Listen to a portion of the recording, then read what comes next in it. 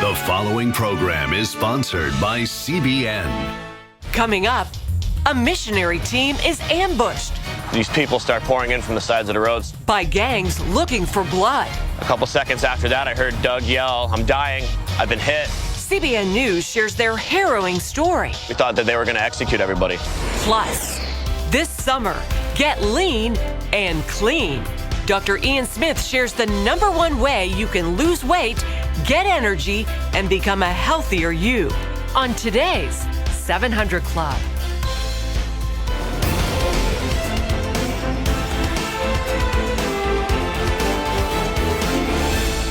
Well, welcome, folks, to this edition of the 700 Club. Well, it's more confusion comes out of Washington. You know, there's a fundamental principle of our jurisprudence that a person is presumed innocent unless he or she is proved guilty. You have to prove somebody guilty. So a prosecutor can't go out and say, well, I didn't find him innocent. You don't find people innocent. They're innocent at the beginning and at the end until they're proven otherwise. But today, Robert Muller, or yesterday actually, gave a confused signal when he said, well, we know a president can't be indicted while he's in office, but we're not sure, we can't say that he's really innocent. I mean, you don't say that about things.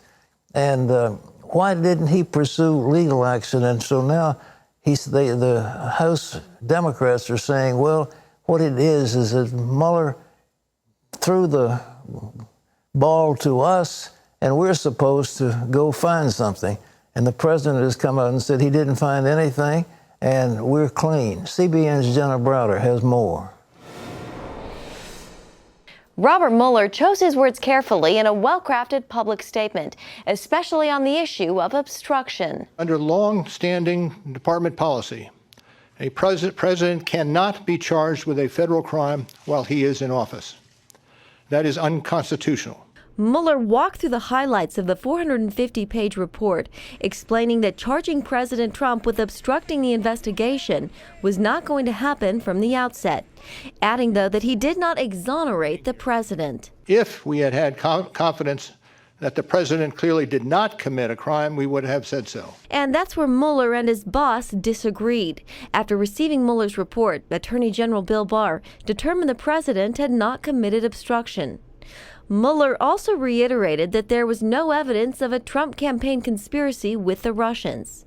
But it was this statement that many Democrats and presidential candidates took as their cue to move forward with impeachment. The Constitution requires a process other than the criminal justice system to formally accuse a sitting president of wrongdoing.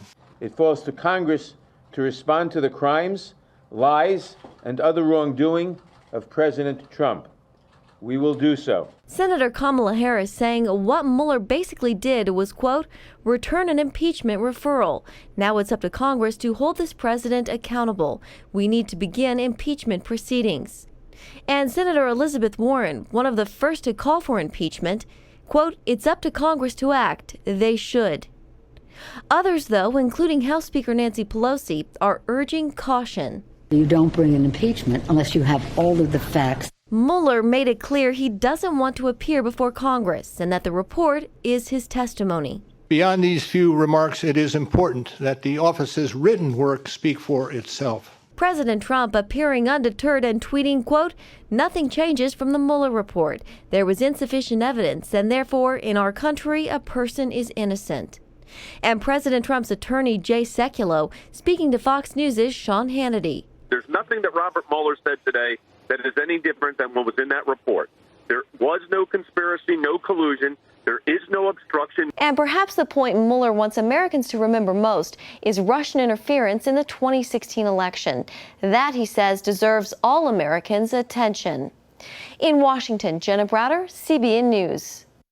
Thanks, Jenna. Chief Political Analyst David Brody is joining us now from Washington. David, tell us about the White House response to Mueller's statement. Well, a few things. It was a two-step process, Pat, from the White House. First, on Thursday, Sarah Sanders came out and said, look, there's nothing to see here. Mueller has packed his bags and gone home, and so should everybody else. And then the president this morning, before heading out to Colorado to give a commencement address at the Air Force Academy, had what we like to call here in Washington another extended pool spray, a little chance to have a few diatribes left and right, more right, if you know what I'm saying. And here's what he had to say about the Mueller report and what was left out.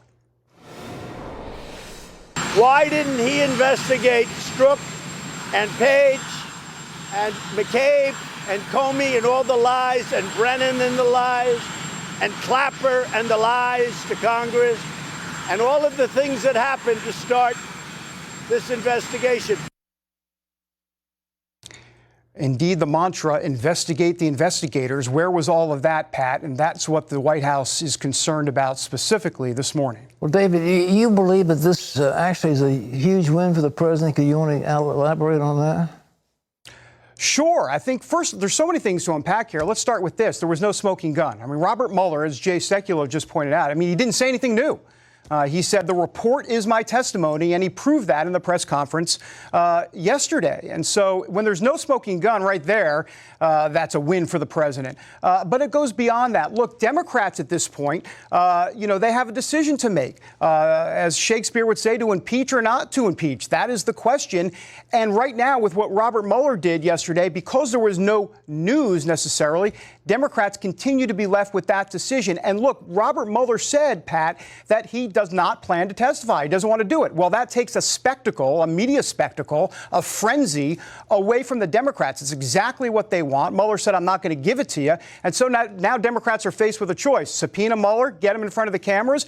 At that point, they're going to look even more political than they already do at this point. And beyond that, what is Mueller going to do? He's going to sit there and pretty much read from the report. That's not going to look good for Democrats as well, either. Well, David, as I see it, going for impeachment will tie up the Democrats between now and the election, and whatever policy they want to bring forth will be eclipsed by this investigation. What do you think on that? I think you're absolutely right, Pat. Here's the issue, and Nancy Pelosi, I think, would pretty much agree with you. Basically, she is saying, hold off, let's just wait. But here's the problem that Nancy Pelosi has. She's kind of speaking out of both sides of her mouth. She's talking about how this president has abused the power of the presidency. Also, she's talking about she says the word cover up. And then at the same time, she says, well, you know what? I'm not quite sure I really want to go down the impeachment road. Well, if you believe the president abused the power of the presidency and you believe he was involved in a cover-up, morally, why are you not proceeding with impeachment? Well, we know the answer. It's politics. Shocking that politics comes from the swamp here in Washington. But this is what Nancy Pelosi is faced with. But I believe that train may be leaving the station. It may be much harder now for Nancy Pelosi to hold off the impeachment proceedings. I will say this. Watch for Joe Biden. We have not yet heard specifically that he is calling for impeachment. He's kind of danced around it a little bit. And Bernie Sanders hasn't either. But Biden is the one to watch. Well, do you have any predictions for 2020 as we get into that closer to the election? You know, Pat, here's my prediction, and it's the only one I know is true. Trump wins unconventionally, and he'll lose unconventionally. That's what I believe. So, in other words, everybody talks about the economy in 2020 and how it's roaring and it's going great. Donald Trump even admitted in a speech the other day, he doesn't really want to talk. I mean, he wants to talk about the economy, but in a speech to 20,000 people at a rally in Alabama, he says it's boring. People don't want to hear that. Look, he has a chance to kind of lay out the whole case, but he goes off prompter. Have you heard? He's on Twitter quite frequently, and he is sometimes his own worst enemy. And so I think, indeed, if he has a real good shot at winning re-election just based on the economy and an incumbency and all of that. But I think if he's going to lose, he'll do it unconventionally. He'll trip up somehow, some way. But that would be my only prediction. And so basically, Pat, I have absolutely no clue. Well, that's the and kind you can of quote me on that, Pat. concise analysis we love to have. David, thank you so much. Thanks, Ladies Pat. and gentlemen, I agree with David. We don't really know for sure, but the statement was made during that other campaign when, another man won for the Democrats and said it's the economy, stupid. And I think it is the economy. And right now it's booming, and Trump needs to lay on that and stay off this other stuff. If we can get him to do that, he's a surefire winner in 2020, which is what Steve Rattner, by the way, said, and others are saying now. Well, in other news, as we showed you yesterday, Israeli Prime Minister Netanyahu is facing new elections. Can you believe that? Chaos is going on in Europe, chaos in the Middle East, our strongest ally, torn apart, and whatever plan Trump may have for a peace solution in Israel is now certainly been delayed a number of months. John Jessup has more on that. Thanks, Pat. Israelis are heading back to the ballot box after Netanyahu failed to form a coalition government. Just minutes after before a midnight deadline, Israel's parliament voted to dissolve itself, preventing President Reuven Rivlin from choosing another party to try to form a new government. After 42 days of negotiations, Netanyahu couldn't bridge the divide between two of his leading coalition parties. The main contention was a law requiring some ultra-Orthodox men to serve in Israel's military. The new elections will be held in September. Well, more tornado touchdowns to report in the Midwest. Radar is showing a tornado flying debris at this time. Oh, my God. At least two twisters hit in northern Texas Wednesday, damaging homes and injuring at least one person. This after a massive mile-wide EF4 tornado with top winds of 170 miles an hour churned up cities and towns west of Kansas City Wednesday. With more than 500 tornadoes reported in the last 30 days, May is now the most active month of tornadoes in 8 years since 2011. Meanwhile, rivers in Oklahoma and Arkansas are overflowing their banks. Tulsa's mayor calling it the worst flooding in the state's history and telling those who live or work near the levees to relocate. This dam here, the last line of defense to prevent disastrous flooding from Oklahoma to Louisiana. 8 states on the Mississippi River are seeing the longest lasting floods in 90 years. The continuous rains making this, Pat, the worst flooding season since 1927. Just imagine that, ladies and gentlemen. Imagine the suffering. You know, if God is angry with a country, he will, quote, strike their staff of bread. And this is the breadbasket of America. These farmers have got to get into their fields. They've got to begin to plant. And if they can't plant, they won't have a harvest. And if they don't have a harvest, then the prices of food are going to go up. So this is a crisis, especially for those that depend on the United States to export its grain and soybeans and wheat and oats and so forth to other countries. It's a tragedy of major proportions. And I might add that Operation Blessing is now on the ground in Dayton, Ohio, with where the tornadoes were reported Monday night. Teams are assessing damage, setting up a base of operations for volunteers to clean up debris. And interestingly enough, in the middle of all that flooding, water is a huge need. They need drinking water. And Operation Blessing's disaster response, along with the Hunger Strike Force, is bringing a truckload of water, disaster relief kits, hygiene, and other processed meals. So our mobile command center is also on its way, along with trucks carrying supplies and tools for volunteers. We want to be there to help people who are suffering. Now, I know my wife's favorite television program is probably called Jeopardy.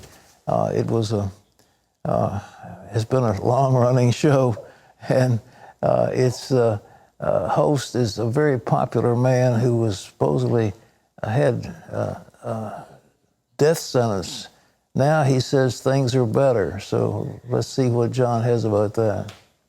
Yeah, finally some good news to report here. Jeopardy host Alex Trebek giving an encouraging report on his fight against pancreatic cancer. A few weeks ago, he told fans about the diagnosis and his plan to fight the disease. With the help of your prayers also, I plan to beat the low survival rate statistics for this disease. The treatment is making a big difference, Trebek telling This Week's People magazine. The doctor said they hadn't seen this kind of positive result in their memory. Some of the tumors have already shrunk by more than 50%. I told the doctors this has to be more than just the chemo, and they agreed it could very well be an important part of this. I've got a lot of love out there headed in my direction and a lot of prayer, and I will never, ever minimize the value of that. Pat, a lot of his fans, this comes as good news, especially, as you just said, to Dee Dee. Such a nice man, and he's been there for so many years. And Jeopardy, of course, with that new man, Holzhauer, who's close to setting the record. He's just an amazing, he's a sports bettor, and it's just amazing how he's taking episode after episode after episode, and he's across the $2 million mark, $2 million, $200,000 or $300,000. It's remarkable, isn't it? Unbelievable. Yeah. But it's very encouraging to hear this news about. I'm so glad about Alex Trebek. He's a very fine man, and we just, our prayers go out to him along with those of thousands of others. Terry. Coming up, a full-scale riot breaks out in the streets of Haiti, and this missionary team is caught in the middle. All of a sudden, here the road's blocked off, there's burning tires, there's debris, there's this mass crowd of 100, 120 people there, well armed with guns. And I'll be perfectly truthful, at that moment I thought, we're gonna die. Find out what saved their lives in a most unexpected way when we return.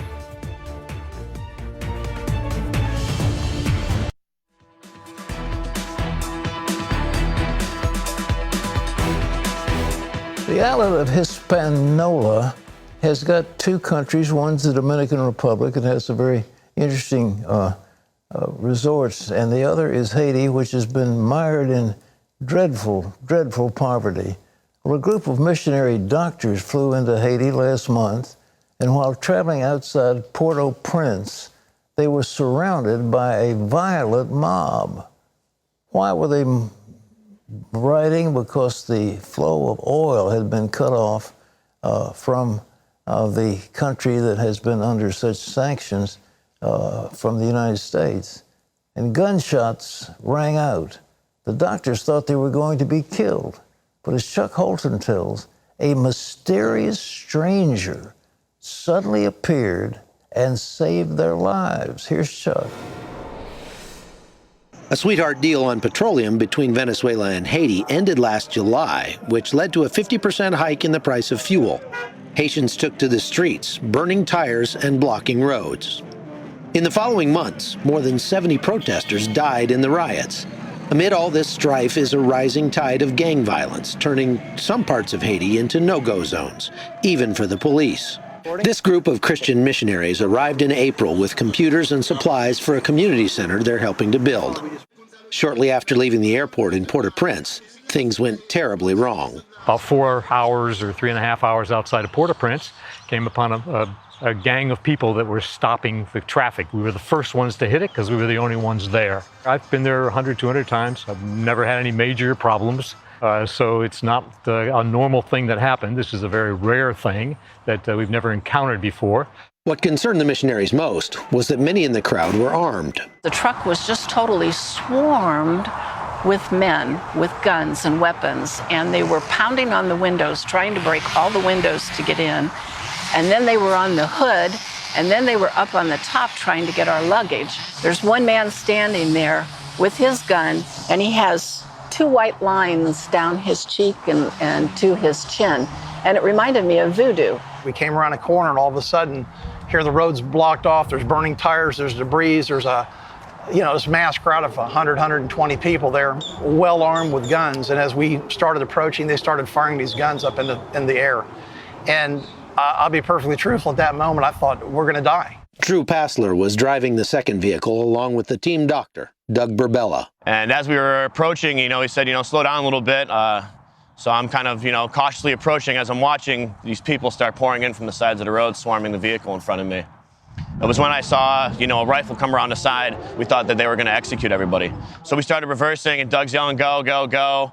And as I'm going, that's when we started hearing the guns fire that were being pointed at us. With their vehicle disabled by the gunfire, bandits quickly overtook the truck. And I could see that there was a motorcycle next to us, and they had a machine gun, and the window blew out behind my head.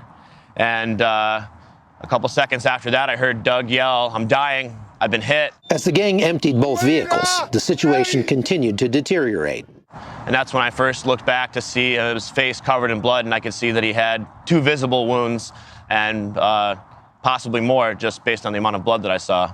Then the gunman put his rifle up to Dr. Burbella's head. But before he could pull the trigger, something extraordinary happened. Maybe 30 seconds later, after they'd taken my cell phone, I could see that they had my bag out of the truck. A man on a motorcycle just pulled out of nowhere in front of me. And he looked at me and he said, "It's okay. It's going to be okay." And he said this, which was bizarre, in perfect English with no accent. Not even yelling, just kind of normal talking voice. He just said something in Creole in 2 to 3 words. And everybody around us that had the guns just kind of stopped. Everything changed. The whole demeanor of the crowd just stood back. I don't know what they saw, but they stepped back and the tension was gone. But the crisis wasn't over. Doug Burbella was slowly bleeding to death. And Doug had so much blood on him, we thought that he had been lung shot through the vitals, but we couldn't do anything because he physically couldn't move. And during the course of the trip back, Doug was fading in and out. And at one point in time, he said, "Look, I'm not going to make it. Would somebody please record my last words?" I just want you to know I love you, and I love you, Michael. Michael, I want you to be a pilot. Don't ever give up that dream. Live for the Lord. When Doug finally left Haiti on the Life Flight aircraft, they brought him here to Delray Medical Center in Delray Beach, Florida. The doctors and surgeons who worked on him since then, removing the bullets and bullet fragments from his neck and face, say that the fact that he's still alive is nothing short of a miracle. I didn't say much, but I just felt I had to say something. Doug wants people to learn from his ordeal. I want people to know that if God can carry me through this with no loss of any function, really, whatever problems you have, they're equally minuscule. It's a miracle, and if God can do this in this tragic of an event, I think it's a shout out to say, hey, your problem is also equally as small, and God can carry you through it. From Delray Beach, Florida, I'm Chuck Holton for CBN News. A miracle. Who was that man on the motorcycle? Was it an angel? We don't know. He spoke a few words in Creole and the whole crowd stopped. There must have been something. You know that it was an angel. I don't know that, but since Chuck visited him, Dr. Burbella has been released from the hospital. He's expected to make a full recovery. He plans to return to Haiti as soon as possible. And I might say about Haiti, whatever you feel, and we've been working down there with Operation Blessing, have done a lot of good for those people, but the official religion of Haiti is voodoo. They announced it. The former president said our official religion is voodoo. And that, of course, deals with demonic spirits. That country has been suffering so much, so hard, and we've done what we can to give clean water, and we fixed up a hospital for them down there, and have done other things, but there seems to be this cycle of terrible violence. When you look at the Tonton Macoute and Papa Doc Duvalier and all the thing those poor Haitian people have had to suffer because of corrupt leadership, it's just terrible. But in any event, thank goodness that this one man was saved, and all I can say, it must have been an angel. Terry? Well, up next, the key to healthy living is not just what you eat, but when you eat. Best-selling author Dr. Ian Smith explains when we return.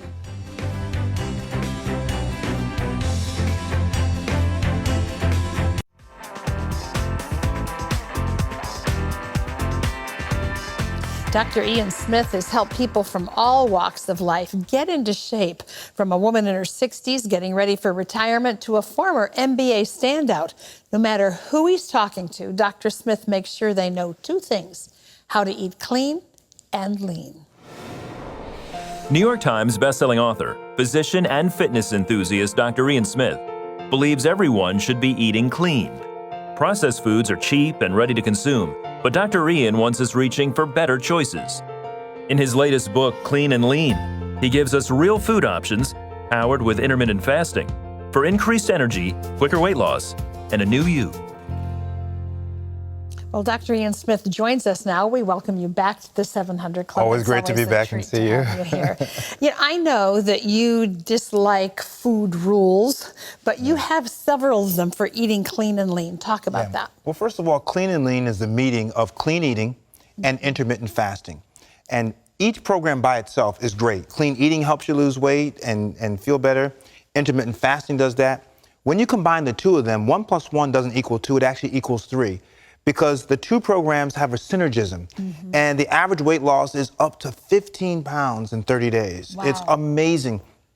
And Terry, I've been here for many years, you know that. Of all my books that we've done together, this is arguably the most effective and what everyone is saying in our Facebook group, the easiest, because it's a program that allows flexibility.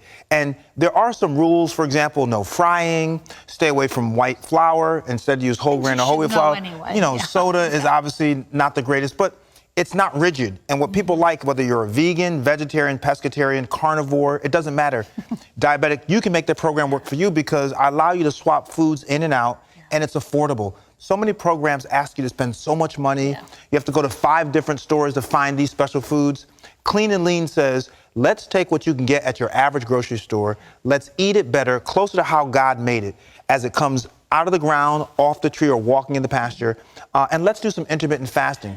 Talk about that a little. My cousin's husband, they're very healthy. He was doing some intermittent fasting. He actually had to stop because he was losing weight so quickly. What is intermittent fasting? And you give several options for that. Yes, so intermittent fasting basically is periods of eating with periods of fasting. So you will eat all your meals and snacks in one defined period. Let's say, for example, you want to start your eating period at 10 a.m. in the morning. You would eat from 10 o'clock in the morning to 8 p.m. at night. So all your meals are during that time. Then from 8 p.m. at night to 10 in the morning is your fasting. That means no food calories. So instead, you'll have things like herbal tea, you can have water, you can have some black coffee with a splash of organic milk. But you want to stay away from food calories because when your body doesn't have calories from food, it will go to your fat stores and burn your fat for energy. And so the beauty is intermittent fasting will not only help you lose weight, you decrease belly fat. So why is it so important to know when we're eating, what we're eating? You know, you give 3 options in the book for this intermittent fasting. How do we know which one's best for us? So obviously the longer your fast, there's a 12-hour fast, a 10-hour, and an 8-hour. The longer your fast, obviously the more belly fat you're going to get rid of in a shorter period of time. But I say start conservatively. If you just want to try it out, start with 8 hours. So 8 hours of fasting, 16 hours of eating. You're probably almost doing that already. And then as you say, oh, I got this, not too bad, then you advance to the 10-hour fast. It really is about what your body can take and what works for you. So talk about some foods we should eat and foods we should avoid. Yeah, so I brought some meals here. And by the way, these are just suggestions. The book allows you to swap things in and out. Some great recipes. Yes, so here's some eggs here with some cheese, organic cheese, some vegetables for some antioxidants. You're allowed to have bread on Clean and Lean, so it's 100% whole grain or whole wheat toast. And turkey bacon. If you want to have bacon, make sure it's turkey bacon because you want to make sure it's clean as possible. This looks great. Salad, right? Who can't get a salad, right? So, but the one thing I do advise people to do is make sure you have some protein on your salad. So there's chicken here. You could have seafood because protein keeps your blood sugars nice and stable throughout the day. And you also have good recipe in there for your own dressing. Your own dressing. It takes 3 minutes. It's a honey balsamic vinaigrette that is unbelievable. Really good. And also for dinner, if you're a meat eater, you don't have to be, but you can have steak. Make sure it's antibiotic and hormone free. Always have some color, that's antioxidants. We choose the sweet potato versus the white potato because it has a lower glycemic index. But if you don't want the steak, you could have all vegetables or you can have fish. That's what the flexibility of Clean and Lean is all about. Like that. And then snacks. You're going to have 3 snacks. Here are a couple of snacks here. We have some turkey meatballs and a nice marinara sauce. We have some tomatoes and some beans with some guacamole, all very healthy, good fats for you. And of course, fruit. Berries, great antioxidants, and fiber, always good for you. But the idea is that all this food, by the way, which is a lot, people say in our Facebook group, and people should join us, it's called Cleaner, Get Leaner. Cleaner, Get Leaner on Facebook.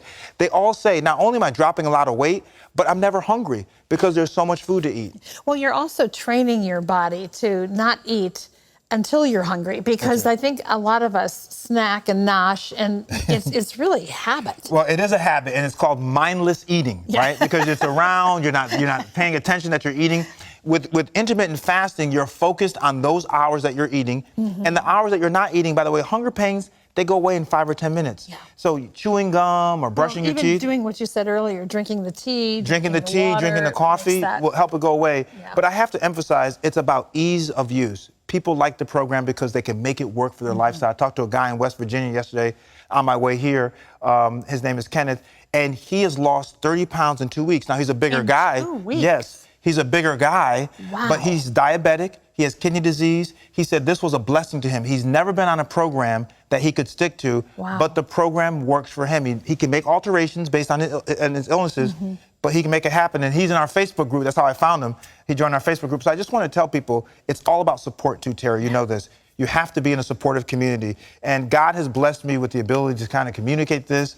And the results are just I'm very humbled that people are seeing these kind of results. You do have to give some thought to how you're going to take the information that's in your book and utilize it for yourself. You know, I loved the recipes. I loved everything that you had in there, but you can't really go out and on a consistent basis and eat like this in the same way as you can control it at home. Absolutely. Obviously, your home environment you can control better. You know what's going into the food and how it's being prepared. But if you go out, most places, even fast food places, you can have a salad, you can have some grilled chicken, you can have fish, so you still can make it work going out. But obviously, the more you can fix at home, you save money, number one, but also you control that food environment. And the incentive is what Kenneth has seen happen. When you start losing the weight, you start going, okay. That's right. I can do it. This is good. Well, Dr. Ian Smith has a full 30-day clean and lean plan, complete with beginner to advanced workouts in his new book. It's called, you guessed it, Clean and Lean. Beautiful book. It's available nationwide. Thank you. It's always a treat to have you here. Always good to be here. Thank you. Help us be better. That's right. Well, still to come, a mom who was struggling with a mental illness. I could swing between periods of highs and lows rather quickly. The highs are great. You have all this energy, and the lows are equally extreme. You don't have energy, you don't have any desire to do anything. See how she was delivered from a bipolar disorder when we come back.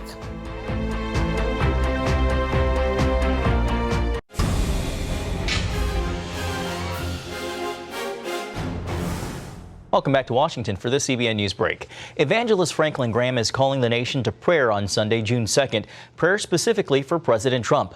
Graham calling this a critical time for America. He, along with more than 250 pastors and Christian leaders, are leading the call to prayer. In a Facebook post, he wrote, President Trump's enemies continue to try everything to destroy him, his family, and the presidency. In the history of our country, no president has been attacked as he has.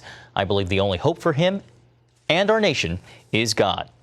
Well, Louisiana joins the ranks of states passing heartbeat bills banning abortion as early as 6 weeks once the baby's heartbeat is detected. The standoff on both sides of the issue has been fierce in Louisiana. The bill passed 79-23 and now goes to pro-life Democrat Governor John Bel Edwards' office. He is expected to sign the bill.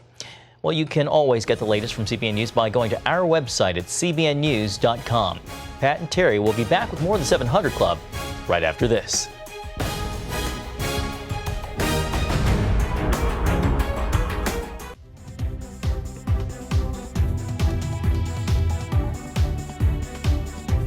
Amy Bowman had a marriage that was falling apart, creditors calling at all hours of the day, and a diagnosis of a bipolar disorder.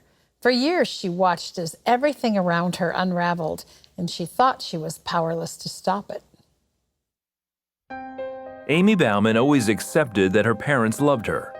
But when she was 11, they divorced, and Amy started believing she was unwanted. They had me so young. I mean, I was the reason they got married. I was a mistake because I had been born.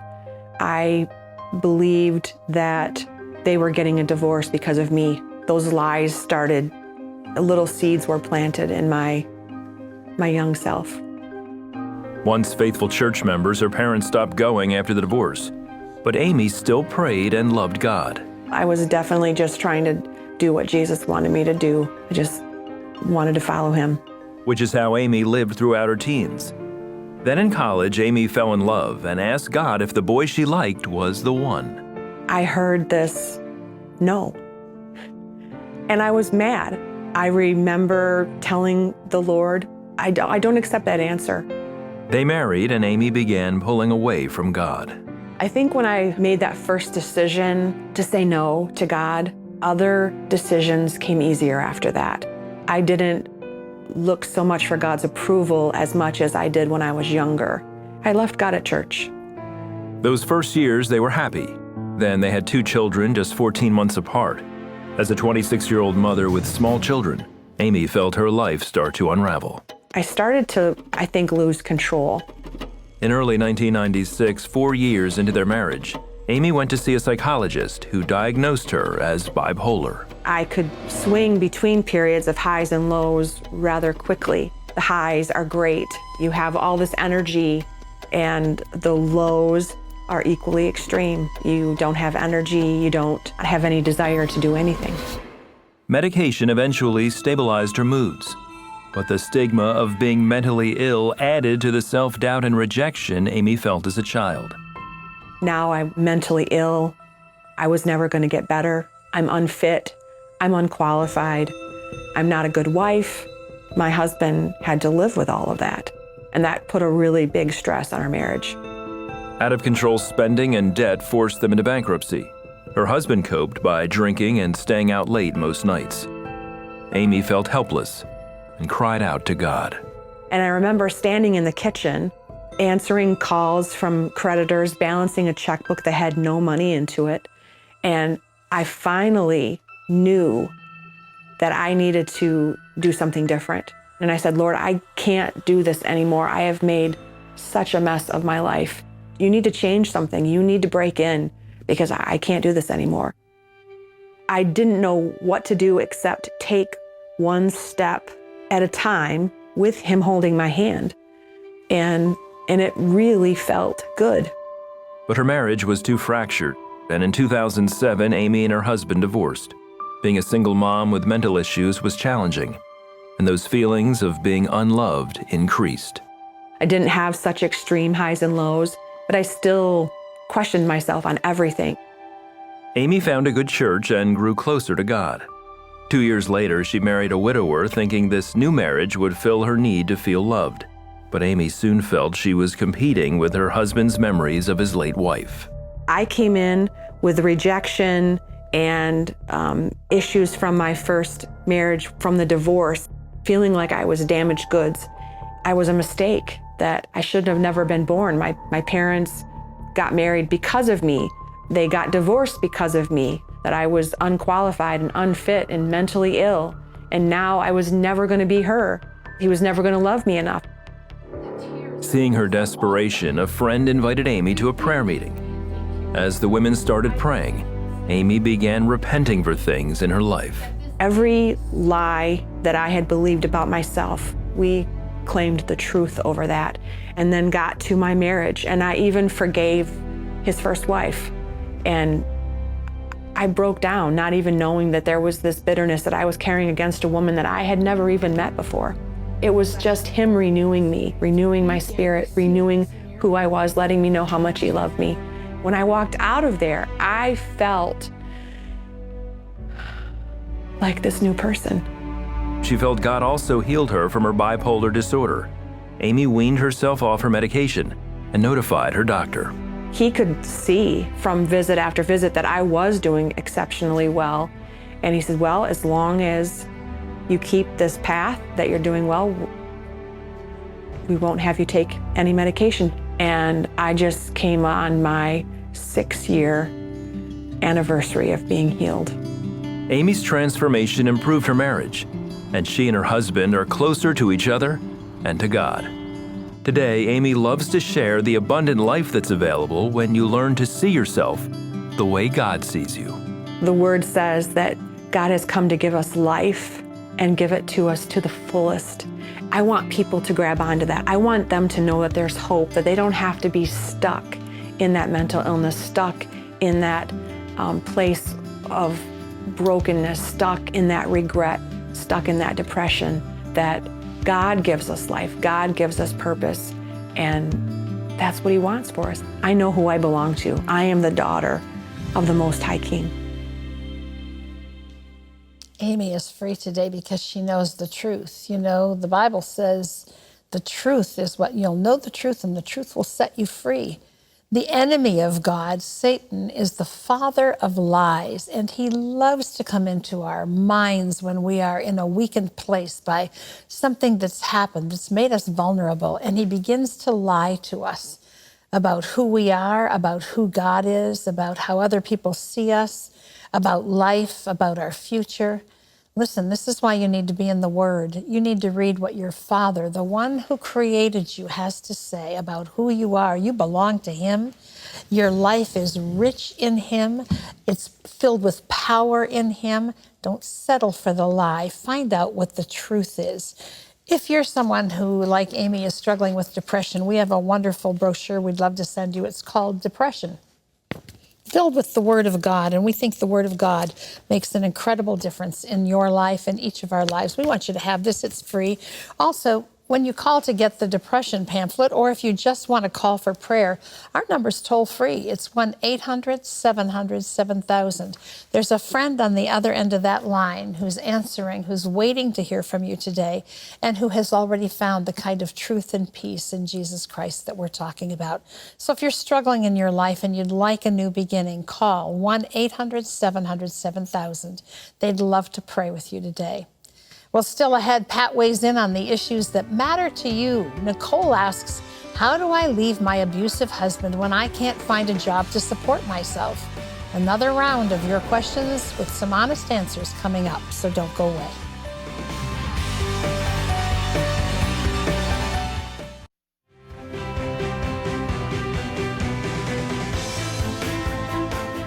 You know, one very wealthy man was talking about us winning the ovarian lottery by being born in the United States. We've had such a wonderful life here. This is a very marvelous country, and we're all so blessed to be living here. But I want to tell you about Mira, who's a young wife and mother who doesn't have the benefits we have here. Mira had to spend most of her day just fetching water, and that water is filthy. But she and her family have to drink. And she once said, we were born into this and we will struggle till we die. What a hopeless situation she's found herself in. And yet she's a child of the living God. Look what happened to Mira.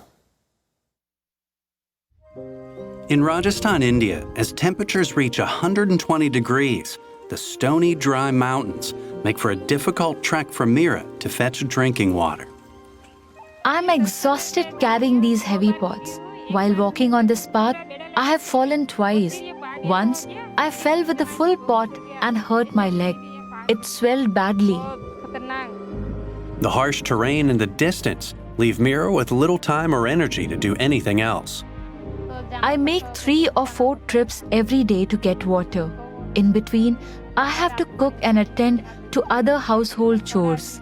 Even when I am sick from the water, I have to go and get more. The water comes from an open, dirty well. The water is filled with mosquito eggs, and sometimes we see snakes in the well. We often get sick. Mira thought if there was clean water nearby, she could do more to help her family. My husband is a laborer and doesn't earn much money. If I didn't have to spend so much time getting water, I could grow vegetables to eat and also sew clothes and earn extra income. But she didn't think that would ever happen. We were born into this and we will struggle until we die. One day, the local pastor heard that CBN digs wells, and he contacted us. Soon, we dug a well in Mira's village. I could not believe it. With this hand pump near my house, all my worries about water have disappeared. Now, I can use water to cook, wash clothes, and do other chores. It is a dream come true. With water so easily accessible, Mira planted a garden and started growing vegetables. And to help her with her dream of earning some extra money, we gave her a gift. Now, I can also sew beautiful clothes and earn money to buy things for my children. We can all live and eat better.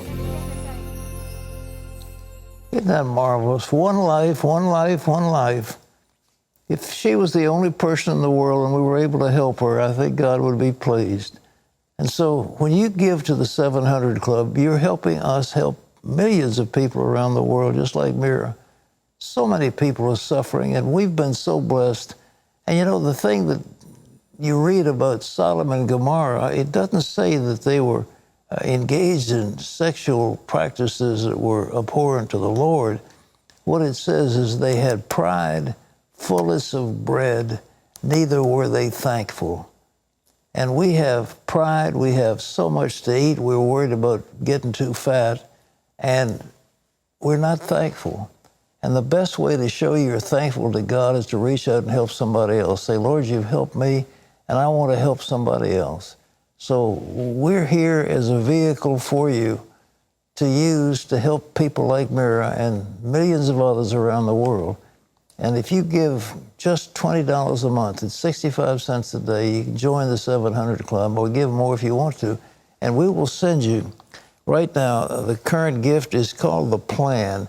It's a DVD about what God has planned for you. I know the plans that I have for you, plans to prosper you and do you good. And we'll talk about some examples of people who've had a plan of God in their lives. So we'll send this to you. It'll be a blessing in your life while you bless other people. Terry. Time for some questions. Let's go for them. All right. Okay, Pat. This first one is from Nicole, who says, I am currently married and have been married for a few years now. Everything was fine in the beginning, but then my husband started becoming very abusive mentally and emotionally. I had lost my job in the beginning of our relationship because of him, and now I'm trying to find a way out. I know what I want to do so I can have an income to support myself, but no matter how much I apply, I can't find a job, even though I have experience and am well qualified. What can I do? You know, there's a real shortage of workers in our country today. I don't understand why you can't find a job. What you need to do is target the skill, find an industry, find a business that is looking for people, and see what it is they're looking for. If you need to, call the personnel officer, the human resources officer of that particular company, and say, what kind of worker are you looking for, and how can I train? And then there are all sorts of things you can learn at home. You can get online education, and you can get stuff. And I think that would be very important. You have an abusive relationship, that's another whole matter. And if it's as bad as you say, you might need some legal counsel on top of it. But, you know, you ask about how do you get a job, that's how you do it, all right? This is Jane, who says, my husband and I have been separated for 4 years due to my infidelity. I have continued to pray for restoration, but he is angry and bitter and refuses. He threatened divorce all the time, but never carried through. I recently discovered he was dating someone, so I filed for divorce. I've been willing to give him time to forgive me, but I draw the line with his dating. He has abandoned me physically, but not financially. I have not dated or sought companionship with anyone. We've been married over 30 years with 3 children, and I honestly believe God's plan is restoration and reconciliation. I'm willing to forgive, as I also needed forgiveness. Question, am I crazy? Is he crazy? Are we crazy? I can't say you're crazy. I don't know you. I don't know what you're doing. But that's a tragic situation. But you've brought it on yourself. You're the one that committed the adultery, and you're the one that you're asking your husband to forgive you, and he doesn't want to do that right now. I really don't know what to tell you. In a situation like that, you ask the question is, are you crazy? No, you're not. But I suggest you pray. God's will is always restoration. He says, I hate divorce. I hate, quote, putting away. He hates the breakup of families. He wants us to have intact families where we love each other. That's what God's desire is. And if you ask him, get on your face, and if you want to confess what you've done, say, Lord, I'm sorry, I did it, it's my fault, and now I ask you to help me to bring restoration to my marriage, and he'll do it, all right? Okay, this is Dee, who says, is it okay for a Christian to marry someone who is a Jehovah's Witness? The Bible says don't be unequally yoked with unbelievers, and I think you get involved with something that is essentially cultish, and you're a born-again Christian, and you will be utterly miserable. If you're a woman, you have to submit to your husband, and your husband will be bringing you these doctrines that you feel abhorrent. The answer is, don't do it, all right? Deborah wants to know, will all the Christians who have already died be in the 1,000-year reign of peace? Well, they lived and reigned for 1,000 years. I mean, that's kind of a lot of those numbers in the Bible are just expressions of a long period of time. But of course, at the resurrection, when Jesus comes back to earth again, we will live and reign with him forever and ever and ever. That's what you have. So the people have died, people who are alive, and those who dead will not, those who are alive will not go ahead of those who died. They will all go to be with him in a new kingdom and a new heaven and a new earth. All right. Tatsuya wants to know, does the Bible say you must be baptized in order to be saved, and can you receive the Holy Spirit before you're baptized? The Apostle Paul said, look, I didn't baptize. I was sent by the Lord to preach the gospel. Oh, yes, I did baptize this one, and I remember baptizing this one, but his job was to preach the gospel. If baptism was necessary for salvation, then the Apostle Paul would have said I had to go ahead baptizing.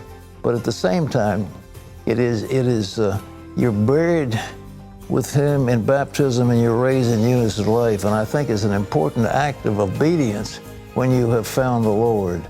Well, that's all the time we've got for today's show. Thank you for being with us. And Lord willing, we'll see you at the same time tomorrow. Bye-bye.